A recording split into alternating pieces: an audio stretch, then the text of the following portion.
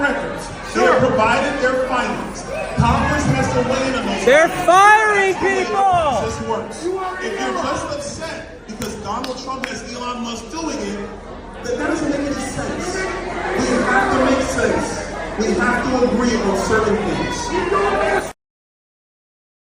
At that time, my mission was, let me get my foot in the door, let me work hard and prove myself. And prove that I had the intellect, the capacity, and the drive to get promoted and move my way up the ladder.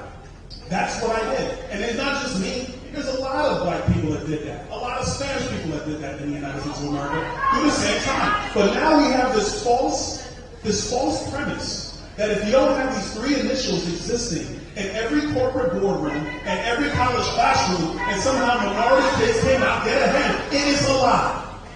It is a lie. And I, for one, I'm just trying to be my profession, but I, for one, find it to be disrespectful to other young black kids trying to find a way to get up in this world to say they can't get ahead if it's not for DEI. That is a lie. You are lying to us. You're lying to us. I know the history of America, and it's not a perfect history, and that is a fact. But you can't tell me that if America today is the same America from 60 years ago or 120 years ago. It's not. It is not. It is not. You can disagree with me if you want to. You can disagree with me, and I will respect your disagreement. But I will tell you this. There are going to be black kids that graduate from FSU this year, UF this year, Harvard this year, Princeton this year. They're going to have an opportunity to go into the working world and exceed and excel. And if your whole belief is not possible without a three-letter word in every training manual, then I'm sorry, we don't agree. We don't agree. I'm sorry, we do not agree. Now, no, I'm not done. I'm so done. I got this. Now,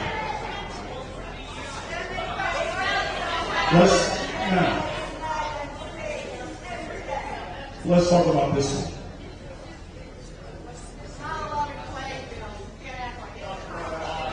For the people who believe that it's not a level playing field in life, guess what? There's no level playing field in life. It's called life. It doesn't exist.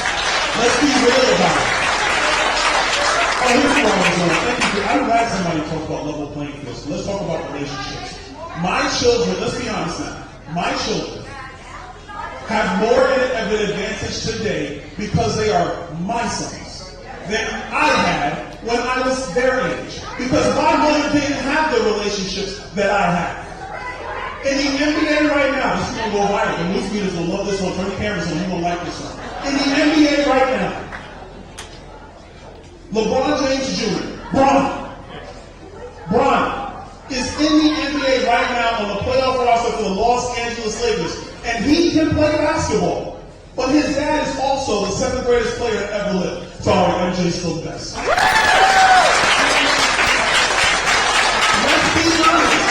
be honest about this. Let's be honest about this.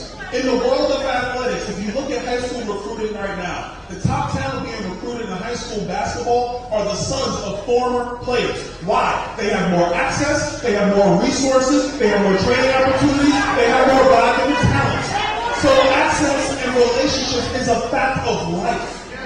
It is a fact of life. So if you're going to ask me about equity, I will tell you equity is an impossible standard to achieve. Because every child starts off at different points in life because of the relationships of their parents. That is the truth. That is the truth. Every player in professional sports right now, every actor right now, who's a great actor right now, Ice Cube's son, O'Shea Jackson. O'Shea is a great actor. I love watching him act. I love watching O'Shea act. But let's be honest, O'Shea got a leg up because of his dad, Ice Cube. That's a good thing. What you want is for everybody to have upward mobility in the United States. And if you firmly believe that upward mobility is impossible without equity, then we don't agree.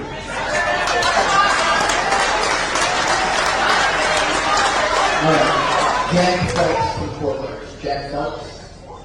Jack Phelps. All right. Jack Phelps from Fort Worth. Being in finance, if you took over a company in the red, would you gut the account? Wait, hold on. And by the way, Ronnie can't play, so I'm happy for Ronnie James. Ronnie can play. Make sure LeBron James that on side. I think Ronnie can play.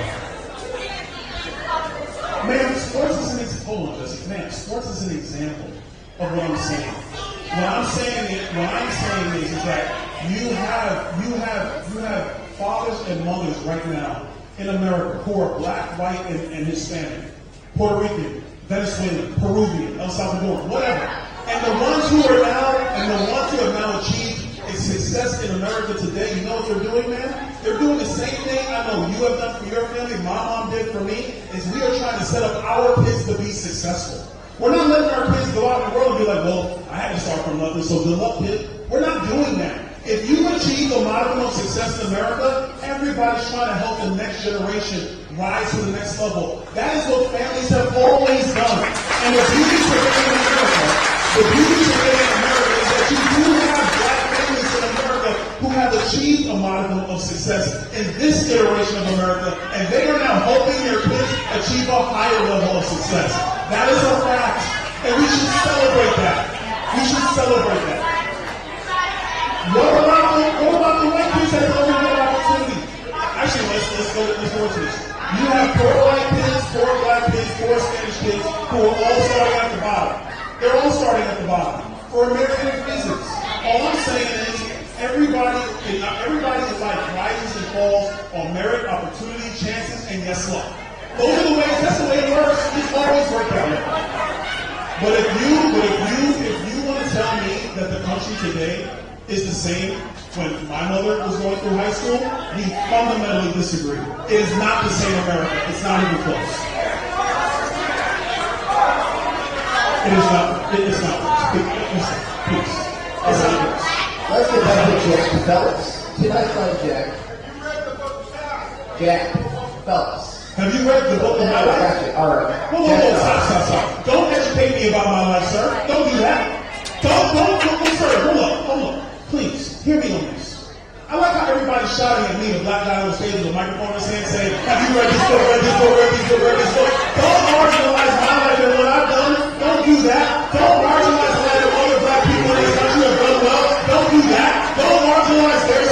Do you know how many black men in America today run private equity funds, run hedge funds, have done something marvelous? They may not agree with me politically, but they've done marvelous things.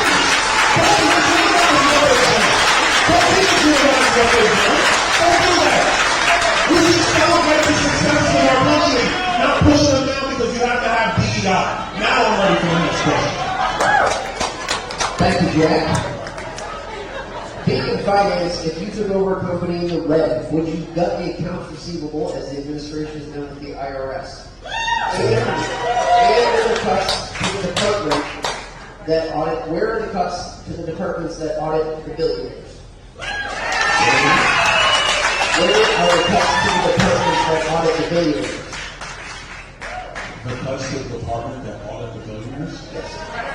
You guys want cuts to the IRS? If you're asking about where are the cuts to the departments that audit the billionaires, I would say it's called the IRS. I don't think is anybody advocating for cuts to the IRS right now? I'm trying to, wait. You asked a question, Jack, where's Jack? Yes, sir. Jack Hodge. I'm trying to understand the question. I really am. So the first part of the question, obviously, was about why do you cut money going to the accounts receivable of the part of the country that gets the taxes, or the part of the government that gets the taxes. So all the money to the government comes from the IRS tax, correct? Yes. Okay. So why did we decide that we wanted to cut part of the IRS? And when the cuts were made, yes. why did we determine that the first group that got cut were the authors for the billionaires?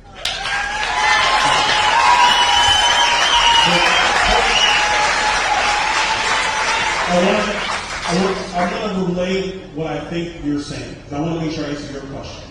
Are you talking about cuts to account receivable being tax cut policy in the United States? I'm trying to, everybody relax. Let the man talk.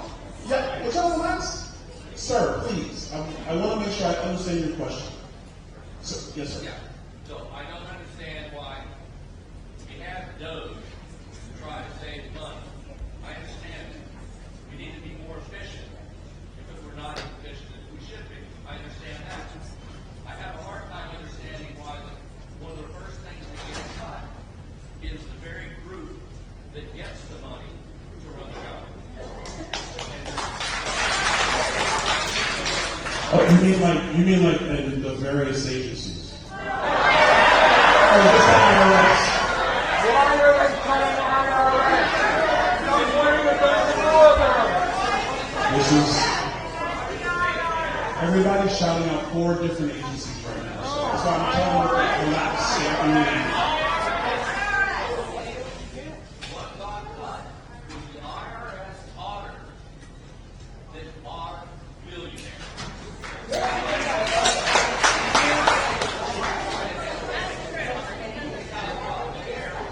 All right, so I want to make sure I'm not really restating. What got cut, what you're saying is the audit, the department that does audit on high level, and no other part of the IRS got any cuts. That's what you're saying. But everybody stop. Would you stop? Do you guys want to yell or do you want to hear his question? So I answer his question. I actually understand a lot. I'm trying to make sure I have it correct the way he's phrasing it, sir. Relax. Like we're not, I'm not mad at you. I get you're upset, but I'm not mad at you. I love you. Yes. What has been cut at the IRS and why? All right. So specifically at the IRS, what has been cut and why? Specific cuts, that I have to get back to you. I don't know. And I have no problem saying you I don't know specifically. I'll research it and we can go from there. If we're gonna talk about audit functions at the IRS, again, the way it generally works is whether you make a lot of money or you're a small business owner, your audits are kind of in equilibrium with everybody else. That's what happens. That's what happens. I'm telling you no, but I'm telling you yes. That's what happens. So are you saying why did one get cut and not the other? Why did the first cut involve 3% audit billionaires?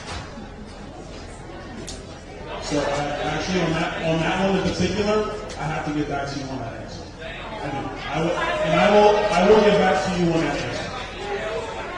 The email and phone number's on there. I will get back to you on that question. Yes, sir. All right, we're going to give Scott Nicholas and the foreign policy question. Scott Nicholas from Fort Myers. Okay. What is your stance on Israel's war in Gaza?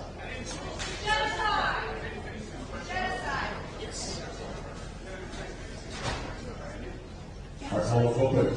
Sir, I will let you finish the question, but before we continue, I just want to say the reason why we have, and that's not an issue, sir. The reason why we have the questions written down is because what we found initially when we did town halls is that people started shouting back and forth on their opinion of the question, and you end up having a large shouting match and don't get anywhere. So I just want to be clear. I'm asking him to clarify the rest of his question because he feels it wasn't fully, he didn't have time to finish it. I will also say, I'm not going to do that in every question. Because if they give me the question and I understand the breadth of it, I'm going to directly answer. Is everybody clear? On the same page? Okay, all right. Sir, please. Of course, it's no problem. I'm a retired federal investigator. FBI, USDIT, Office of the Inspector General.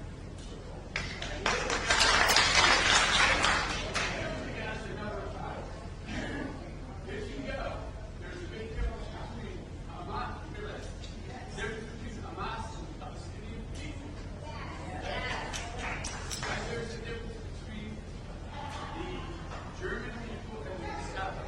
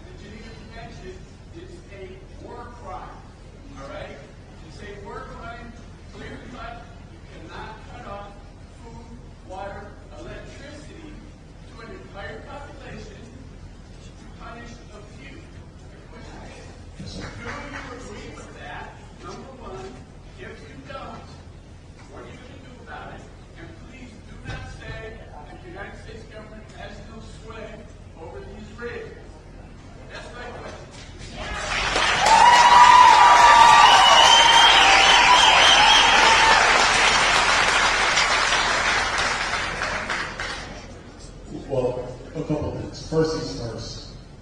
When it comes to the 35,000 casualty number, in our briefings, that is something that's come from Hamas. And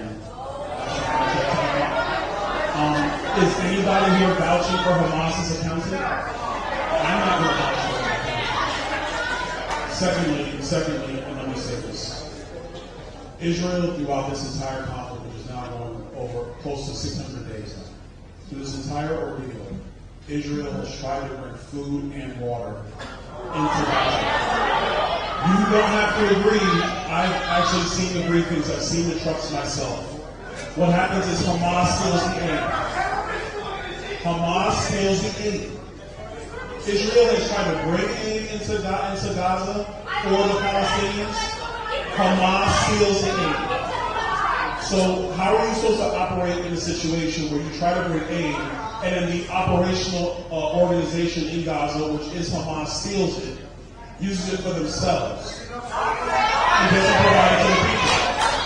Because listen, at the end of the day, here is the situation. If you just give Hamas every access point to everything that it wants, it will continue to perpetrate the atrocities that were done on October 7th. There are still, I believe the number is 46, there are still 46 hostages in Gaza right now. If Hamas wanted to bring an end to hostilities, they could have returned the hostages. They could have done it a year, they could have done it 2 years ago. They have not. So the way I try to bring this situation to the American people is, if the drug cartels south of the border had Americans held hostage, do you think the United States government would sit by and passively negotiate with the Sinaloa cartel? No, we would not. But that is the same, it is called an analogy, man. The analogy is this: should Israel do nothing while their men and women and children have been brutalized, have been killed, and are currently being held hostage? Is that what we should do? I say no. What I say is, we should stand behind Israel 100%. We should do everything to make sure the hostages come home. And as far as I'm concerned, Hamas has been in charge of the Gaza Strip for almost 20 years. Hamas has been in control. Hamas has had 2 decades to try to find ways to live in peace with Israel. Hamas embeds themselves in hospitals. They put weapon systems in hospitals and in schools. That is a violation of the Geneva Convention. That is against the laws of war. That is no, it is a fact, because unlike you, I've seen the intelligence reports. I've seen it. So, you're now. So to the core of your question, sir, when it comes to my stance on this conflict, my stance is stand by our ally, which is Israel. They are our ally. They were victimized on October 7th. If you have 45 minutes, I wish I had the video from October 7th. I would sit there and play it, and I would want to see who would actually sit there and say it. And you can disagree if you want to, but that's the truth. When it comes to food and water, Israel, number one, when they were doing bombing runs into Gaza, they were warning Palestinians about what was coming. That is not, they have warned and said, we are coming in and we're bringing warfare to this area. And we will recommend that you leave.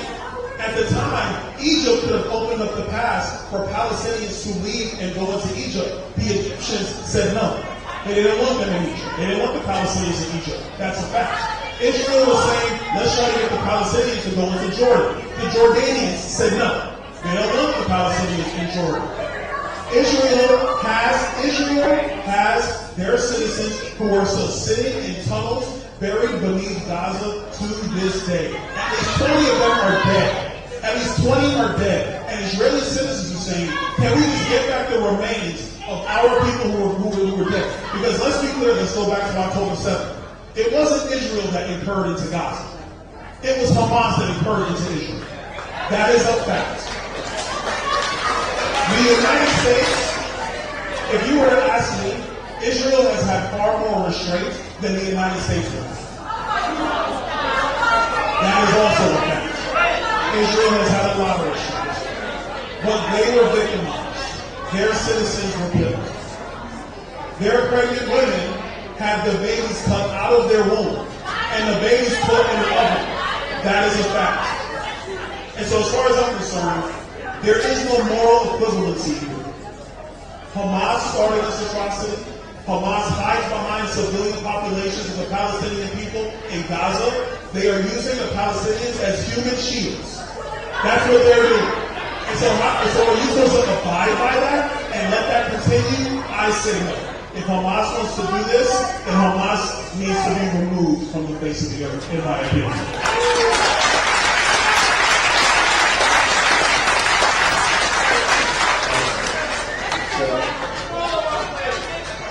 To be sensitive to time, I have a number of questions left, so we're going to try to limit the interaction back and forth with the crowd so that we can get through these questions. Let's go. Keep going. The next one is from Arthur Goldstein, and this is from Arthur from Naples. Arthur, okay. Hey, So, Arthur would like to know about your views on how we can solve the insurance issue for Florida and how we can have an effect.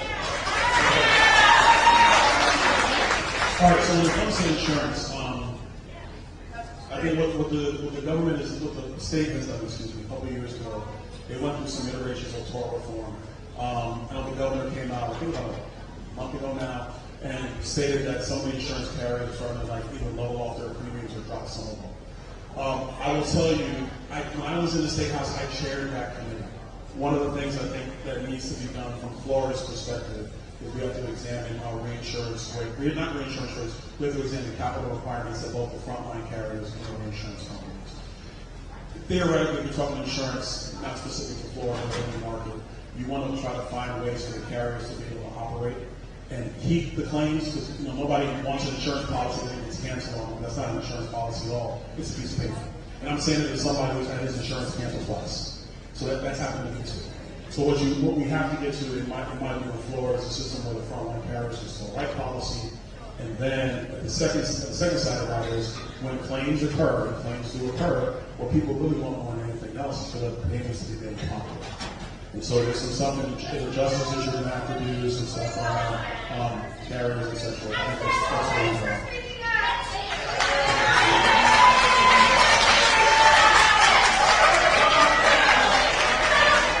What happened? What happened?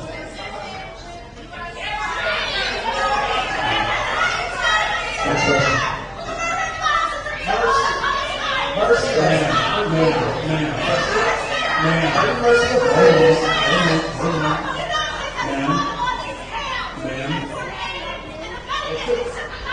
That could be helpful.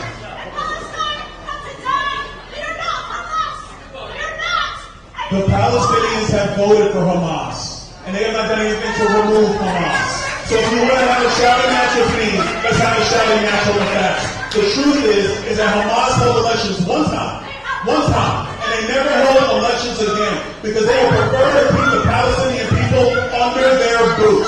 So if you're going to ask who has blood on their hands, it is Hamas, and it is the people that empower them, which is the regime in Iran.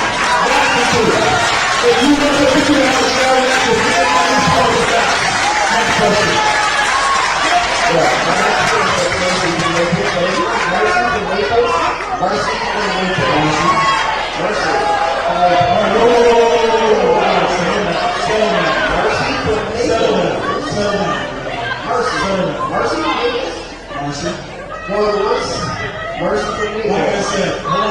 Like I said, if you want to have a disagreement, let's have a disagreement. But when you're going to stand and yell and disrespect everybody in this room because you think you're being heard, and let's be clear, you're not.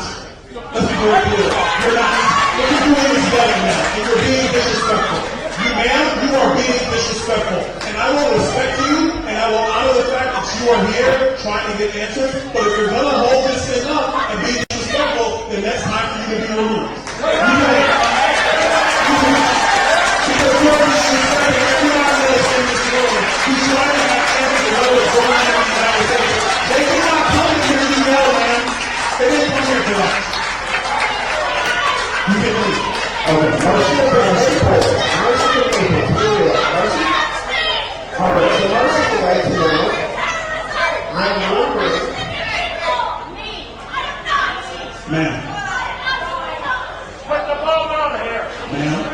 You are being disrespectful. We laid the rules out at the beginning of this event. You are being rude and disrespectful. You are not the only person who has a point of view in this room. And if you really know, then I will respond in time. Because if you have to be respectful of people, you don't get to take over the room. I'm sorry, but you don't. You don't get to take over the room.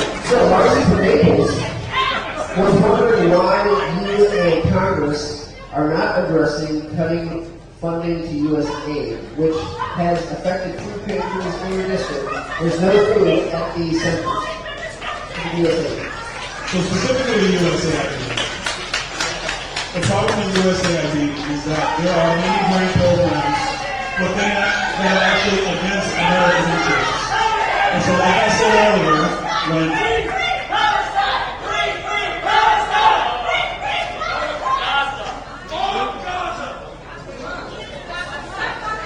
you know the sad part about that is in Gaza, she would not be allowed to be so proposed. Because the truth is, in Gaza, Hamas would either bludgeon her or worse. That's the fact. So, if we're gonna be respectful, let's be respectful. Now, USAID, because that was the question. On USAID, the problem that we have is that in USAID, we have programs that go against the interests of the United States foreign policy. USAID has funded NGOs all across the globe. Nobody really knows what these NGOs do. Obviously, people hear about the parts of the NGOs that feed food pantries, etc. But let's be very clear. A lot of what happens in USAID is against the national interest of the United States of America. So USAID deserves a full and thorough vetting of all the money that is spent. And as I said earlier, how it works is Congress has been derelict in its duty. Congress has given authority to USAID, blanket authority to write grants however they choose. And Congress has not gone back to actually review what USAID has done. So it is a good thing that the President of the United States and Secretary Rubio are examining USAID to the fullest. It needs to occur, it should happen Next we have Penny from Cape Coral, who would like to talk about civil rights. Penny, Cape Coral. Penny from Cape Coral. Penny? Penny, Nebraska. Penny here.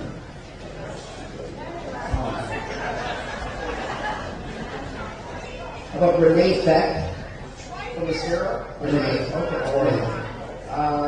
The Road Judges Act of 2025. She'd like to know about the status of federal legislation of the Road Judges Act of 2025. What do you think will happen in the Senate?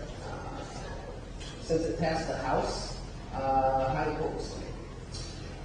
So that piece of legislation, I fear, is not going to get through the U.S. Senate because you have to break cloture. And you have to get 60 votes to break cloture and then actually votes on the floor. Where there would be the votes on the floor, it was just something you vote margin, but that's not the way the Senate works. I think this is to a broader question. The issue we have to start really asking ourselves is what is the role of the district court judges in the United States? Is the role of district court judges to actually examine constitutionality? Or, I love how they say word like two very separate meanings. Or is the purpose of federal district judges to be able to interpret the actions of the executive as that particular judge sees fit? Actually, Congress doesn't do their job. But I would say, sir, and that's a problem with Congress, which I do agree with. Congress does not do that job. And so the purpose, because you need leadership, the leadership in both chambers has to agree to do it, sir. Individual members of Congress can't get bills automatically to the floor unless you do a discharge petition of 218 members. So it requires leadership to move them through the legislative process. I don't want to get bogged down in the legislative process. I want to talk to the issue. The federal district court system is supposed to address the constitutionality of actions of the executive and or laws passed by Congress. And the laws passed by Congress have to be within the construct of Article 1, Section 8, which are the defined powers of Congress in the United States Constitution. During the Biden administration, when, yes, Joe Biden, I don't know why you're not listening to me. Can we really want to compare? We're not going to compare. Listen, I know some people feel wonderfully about President Biden, so I'll go back further. Back in 2014, when President Obama was president of the United States, when he was president of the United States, there was a ruling in the Supreme Court that gave the president plenary power when it came to immigration policy and naturalization and deportation authority. That was a 2014 Supreme Court ruling that gave, at that time, President Obama full authority. President Biden, what I think wrongly, used that authority to allow tens of millions of illegal aliens into the United States. The question now in front of these district courts is, does Donald Trump have the same authority given to Barack Obama, used by Joe Biden, to now deport illegal aliens out of the United States? And if you're going to have a federal district judge now step in and say, no, on second thought, President Trump, you don't have the same deportation authority that President Biden and President Obama have. Now you have a federal district judge that is trying to put his own interpretation into law as opposed to following the constitutionality of executive power. So, if the federal district court system does not want to actually follow the constitutionality of executive power, which the Supreme Court already spoke to in 2014, then you have to have changes to the federal district court level, which is to address your question.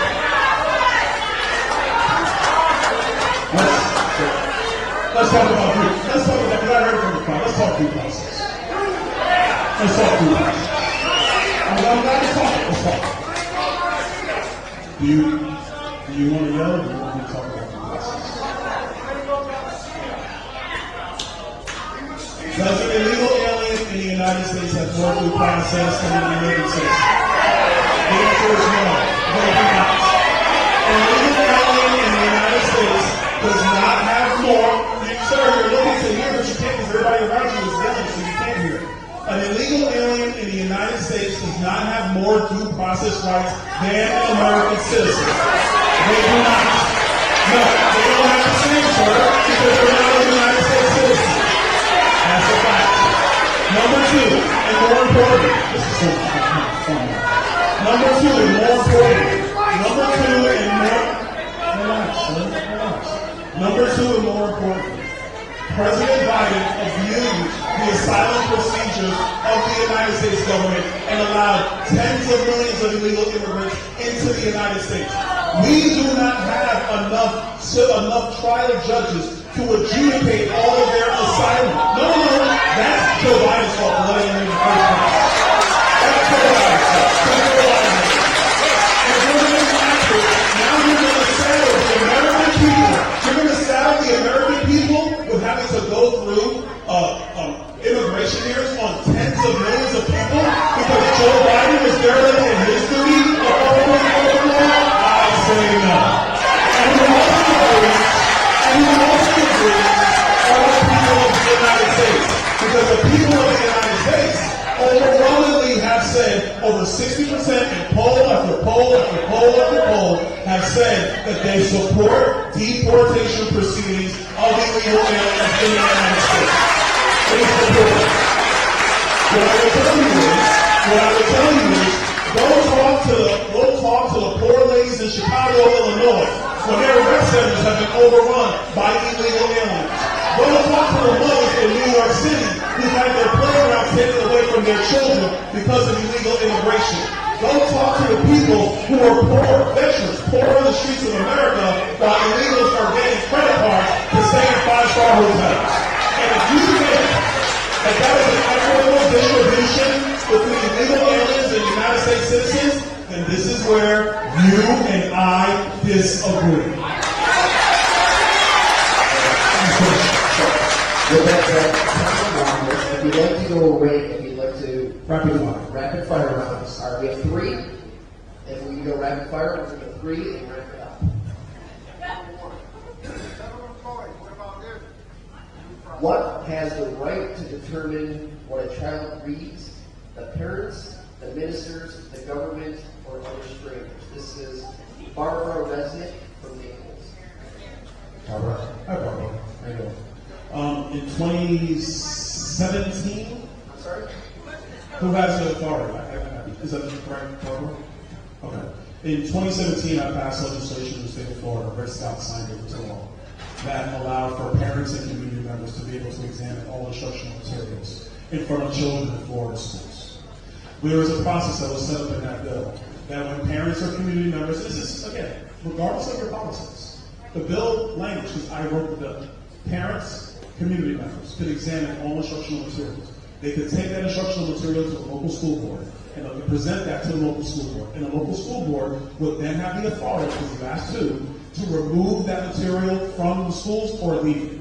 In the state of Florida, the only body that has the authority to remove material from in front of kids are the elected local school board members. That is who has the authority, because they're the taxing authority that receives money and spends it on behalf of public education in the state of Florida. I can't speak to other states, I can speak to Florida. All right. Ellen, Hold on. I want to hear this. Yes.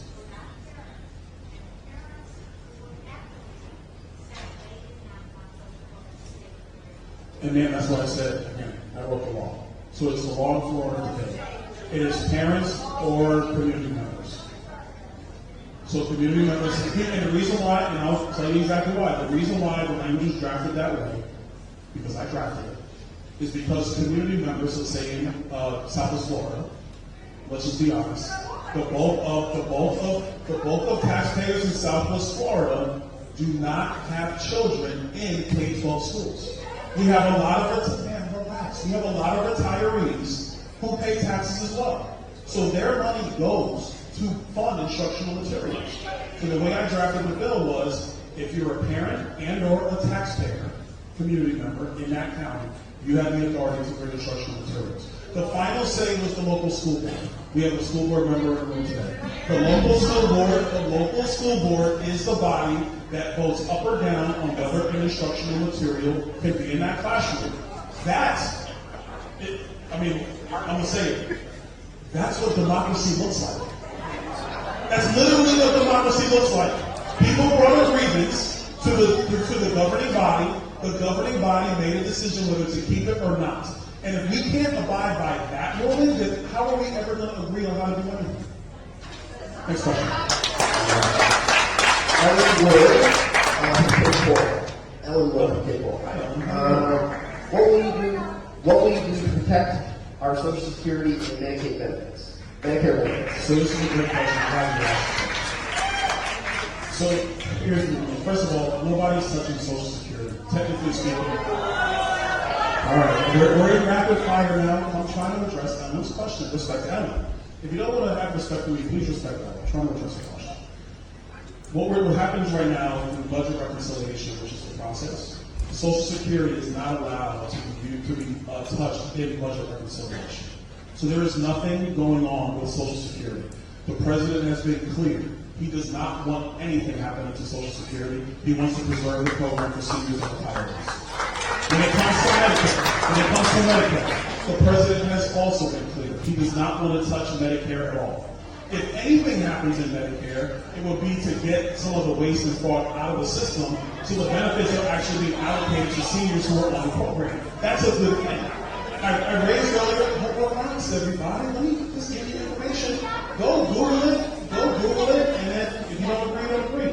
The same GAO report that I wish I actually printed the GAO report and left it in everybody's seat, because you can read it while I'm telling you. The GAO, in their report, they say that in Medicare today, actually in Medicare last year, there was $57 billion in waste, fraud, and abuse in the Medicare system. So if we do anything, what we should in Medicare, sir, Medicare, that's the federal. So if anything should happen there, what we should do is make sure we squeeze out waste, fraud, and abuse in Medicare, so that way those resources are very serious. Last thing on Social Security and Medicare, we have a real situation that's coming. Both programs go insolvent in about 8 years. They go insolvent. Under federal law, when the programs go insolvent, there's an automatic 22% benefit cut. That's federal law today, not Republican or Democrat. We have to reform. Insurance has nothing to do with it. We have to reform, we are going to have to reform these programs. What we can't do, and this is important, regardless of how you vote, and regardless of your politics, what we have to be honest about is that these programs have to be reformed so they are preserved for seniors who are on them. If we put our heads in the sand and we want to play politics, and everybody remembers the old Paul Ryan commercial where Paul Ryan was throwing Granny off the cliff, or when George W. Bush wanted to reform Social Security back in 2005, and he was vilified for wanting to touch the program. If we don't do anything, there will be automatic benefit cuts for every senior citizen in the United States. That is highly irresponsible. That's highly irresponsible. Highly irresponsible. So, I hear the common refrain of raise the cap. Let me provide you more information. You cannot lift simply the tax cap on FICA and that be enough. It does not work because Social Security and Medicare today are being funded by current workers in the pool. There are now 2 workers for every 1 beneficiary on Social Security. And do you want to learn? Do you want to learn? I'm telling you the truth. There are 2 workers for every 1 beneficiary on Social Security and Medicare. That's the map. No, I said 2. 15 years ago it was 3. Now it's 2. That's the way it is right now. The programs are going insolvent.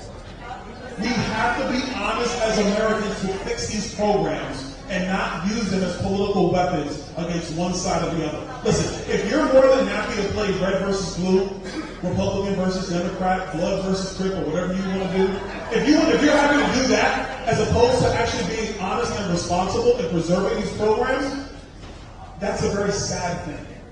Because when they change, when these programs go insolvent, nobody can care who you vote for. It's not going to happen. We're going to have to do it. All right, one last question. Robert McDonald from Fort Myers, and I didn't want to miss this because he said he has somebody watching, and I just don't want him to think we ignored it. That's Robert's question. All right, I'm going to ask it anyway. Robert, you're watching the live stream of the party. Do you vote party or do you vote conscience? That's actually a great question. First, before we get to that question, I do want to thank everybody for being here tonight. I want to thank everybody for being here tonight. This is, actually, I'm addressing this as a question.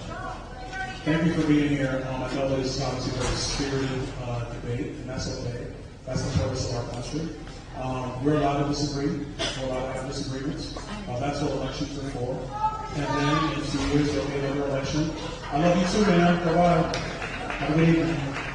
But we're allowed to have these disagreements. But I will tell you, as somebody who came to politics later in life, the thing that concerns me more than anything else is that we don't even have conversations about our disagreements. We just yell and shout at one another. And if that's what our republic is going to come to, our issue is not going to be the Chinese. It is not going to be the Russians. It will be us. Sir, if you want to yell as opposed to talk, that's not going to help the country. I promise you that. That's not going to help the country. Now, to the question.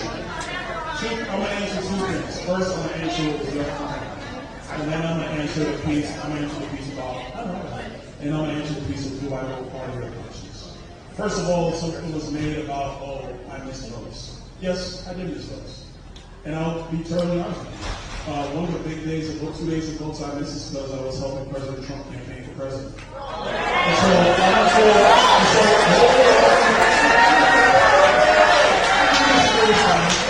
on the floor that day I was campaigning for the president. I think I was in Georgia at the time. I think I was in Georgia at the time.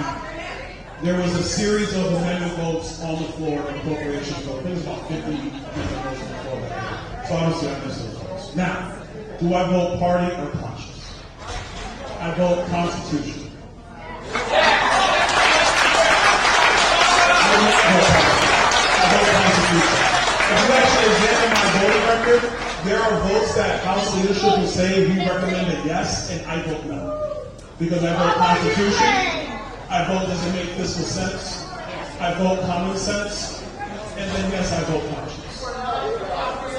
That's how I vote.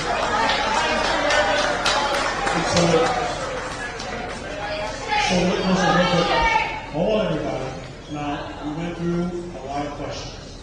It was very spirited. This is not my auditorium. This belongs to Estero High School. Our time now is over. I have to, whoa, everybody. Sir, I have to, what's your question? No, what's your question?